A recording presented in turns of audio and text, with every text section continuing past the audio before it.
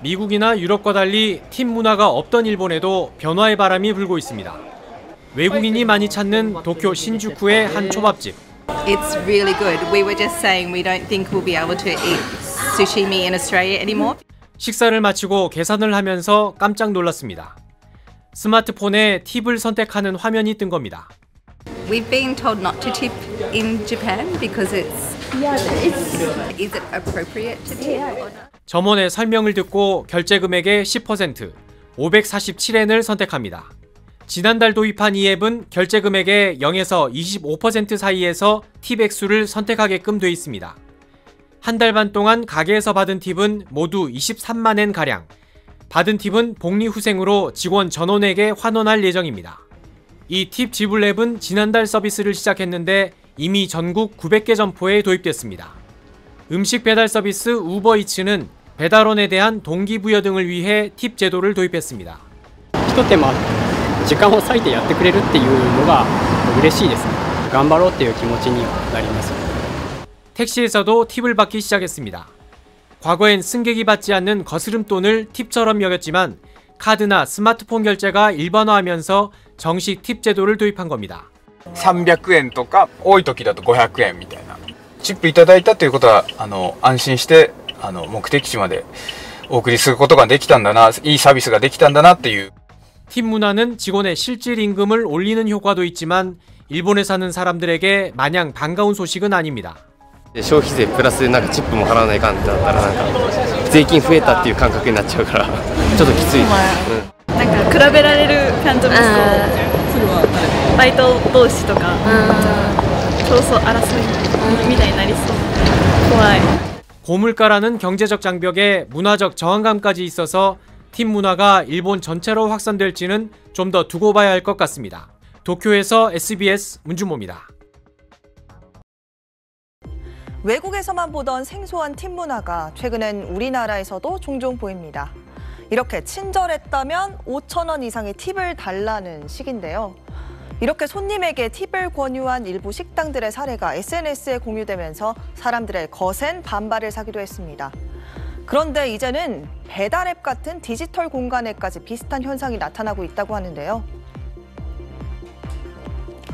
배달의 민족 앱에 올라온 한 식당 메뉴에 음식이 아닌 소상공인 배달비 지원이란 칸이 보입니다.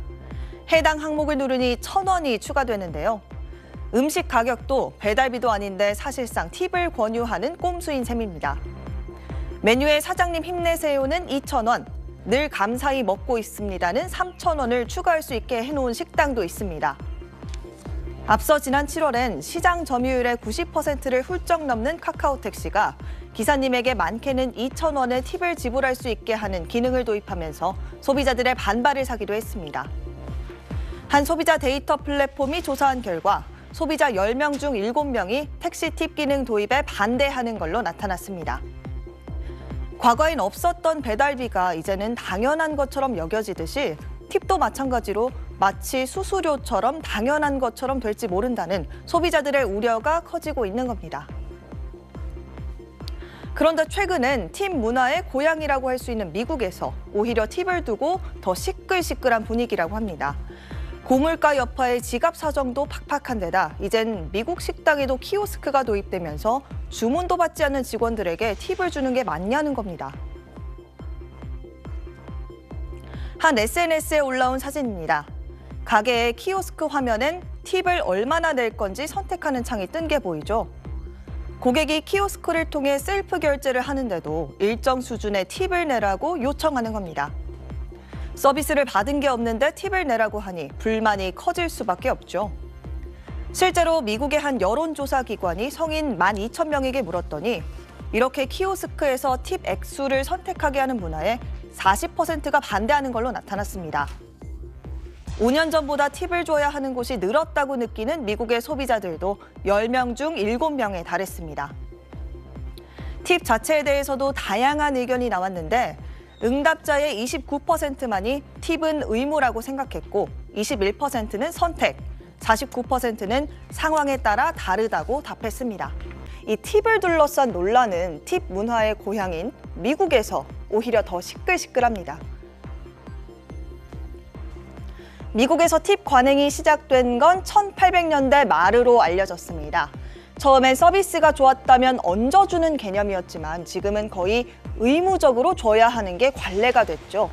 이 부족한 종업원 임금을 손님 팁으로 대신하는 업소가 많기 때문입니다. 그래서 서비스가 좋지 않더라도 보통 주문 금액의 15%, 많게는 30%까지 팁으로 내는 게 일반적인 게 됐습니다. 이런 관행적인 팁 문화를 두고 크고 작은 갈등은 수년 전부터 끊이지 않았습니다. 계산서에 이미 팁이 포함되어 있는데 추가 팁까지 요구하다가 손님들에게 소송을 당한 식당도 있었습니다. They'll have an automatic gratuity included in the price, and then they'll have a line for an optional tip. But a tip and a gratuity are exactly the same thing. 최근에 무인 키오스크로 셀프 계산을 하고도 팁을 요구하는 자동 팁 안내 서비스도 등장했습니다. 이 서비스를 받은 게 없는데 팁을 내라고 하니 불만이 커질 수밖에 없죠. 여기에다 최근 국제적인 고물가 상황에서 팁 때문에 물가가 더 오른다는 의미로 팁플레이션이라는 신조어까지 나왔습니다. 미국에서도 이런데 우리나라에서 도대체 왜 팁 문화를 도입하냐는 반응이 나오는 게 당연해 보이기도 합니다. 여기에다 국내 현행법으로 엄밀하게 따졌을 때 이 팁을 요구하는 게 불법이란 해석도 나오고 있습니다. 우리나라 식품위생법에선 음식점 등은 가격표에 팁 같은 봉사료를 포함한 최종 가격을 표기해야 하기 때문입니다. 쉽게 말해 점주나 점원이 팁을 직접 요구하는 경우엔 위반이 된다는 겁니다. 다만 손님이 원해서 자발적으로 팁을 내는 거라면 원칙적으로는 불법은 아니라는 해석도 있습니다. 지난해 SNS 공간에서 논란이 됐던 국내 한 식당의 안내문입니다. 직원이 친절했다면 테이블당 5,000원 이상의 팁을 부탁드린다고 적혀 있습니다. 최근에 한 카페에 비치된 팁을 넣는 유리병 사진이 올라왔는데 선의를 가장한 고객 부담 전가라는 부정적 의견이 많았습니다. 물가가 안 그래도 오르고 있는데 팁까지 올라버리면은 이제 너무 소비하기에 너무 부담스러운. 팁을 안 주면 안 될 것 같은 분위기 때문에 소비자 입장에서는 부담스럽다고 생각이 돼요. 진짜 온전히 소비자 입장에서 드리고 싶은 마음으로 드려야지 그게 맞다고. 팁 문화가 일반화된 미국에선 식당 웨이터 등 팁을 받는 노동자의 연방 최저임금이 2.13달러, 우리 돈 2,700원 정도라 생계 유지를 위해 팁에 의존하는 구조입니다. 하지만 가뜩이나 고물가 상황에 최대 25%까지 팁을 요구하면서 팁과 인플레이션을 합한 팁플레이션, 팁 피로감과 같은 신조어가 유행할 정도로 미국에서도 큰 논란거리입니다. 단일 최저임금을 적용하는 한국 상황은 이러한 미국의 팁 문화와는 결이 다르고 회사가 지급해야 할 임금을 소비자에게 전가하거나 팁에 대한 죄책감 피로만 안겨준다는. 우리나라는 전통적으로 팁 문화가 없고 전부 가격의 반영에 매기는 구조라 낯선 팁 도입에 대한 저항감도 큽니다. 특히 카카오를 시작으로 다른 다양한 플랫폼들도 서비스 개선을 근거로 유사한 제도를 도입할 수 있기 때문에 접근에 신중할 필요가 있습니다. SBS 정반석입니다.